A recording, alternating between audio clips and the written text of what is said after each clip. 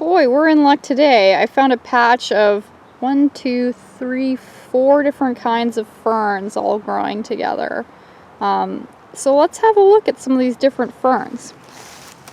So this first fern is quite tall. It's probably almost about a meter in height. And one of the things we can look at is the general shape or outline of the fern. So you can see it is narrow at the tip, is broad, and then gets narrow again. So it overall has this diamond-like shape to it. And if we look at the little fronds, the pinnae, and how it's dissected, we can see that they're kind of equal in size. So they're the same size across the stalk from each other, and that's one of the traits that other ferns have, is sometimes you'll have one that's smaller and one that's kind of bigger or longer. So this one doesn't have that trait. So what we're looking at here is a lady fern. So the lady fern has the diamond-like shape overall. Athyrium filix-femina. And that's quite different from this fern growing right beside it, which you can see, again, is quite tall, a little bit taller than the lady fern. It's, probably about a meter and a bit tall. And if we look at it, it has a more broadly triangular shape. So I'll step back a little bit here. So you can see it's narrow at the tip and then broad at the bottom. So it doesn't have that diamond shape that the lady fern had. And if we get closer and look at the little fronds, we can see at the very tip they're quite simple. They're not dissected at all. And then as we get further down, they get more and more dissected.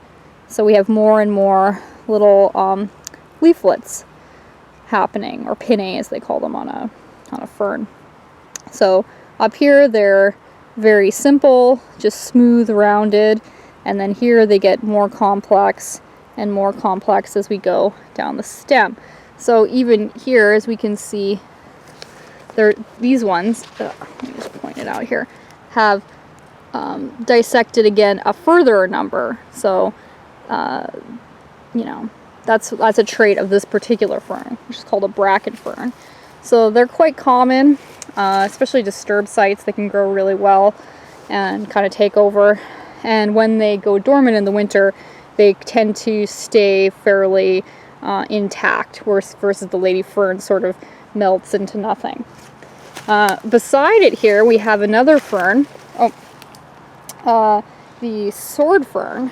So, Polystichum munitum, very popular landscaping fern, also just a common forest fern in our area. And it's a little bit different from those first two we looked at because it's evergreen.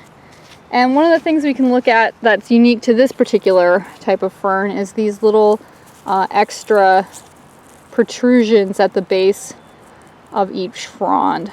So we have the little kind of extra pointy part here. So they look kind of like a little sword, I guess. That could be like the hilt of a sword. And might be one way to help you remember it. They're also quite hairy underneath. You can see along the stem here there's kind of a bit of hair or fuzz. And underneath we have undeveloped spores that are going to ripen later in the year. And then if we look down here, just below us, we have other fern. So we're looking at the oak fern here. So oak ferns are different than the other ferns we just looked at. You can see they're quite a bit smaller in stature. I don't find them, they're not as common as those other three ferns we looked at.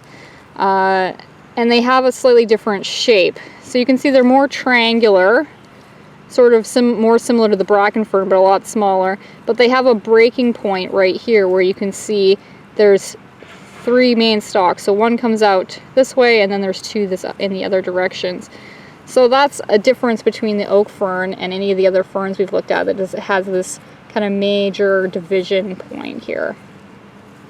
It's got little spores coming too. So they're not ripe yet, but you can see they're just little kind of round clusters. And they're missing the indusium, which is a thing that covers up and protects the spores in other ferns. And that's sort of where this particular fern gets its name. So Gymnocarpium dryopteris. Yeah, so it's more of a fern that I've seen more in less disturbed sites, more moist, kind of denser forests. So it's not as a common fern as some of the other ones. But yeah, you can see it's quite a bit smaller in stature than the other ferns we looked at.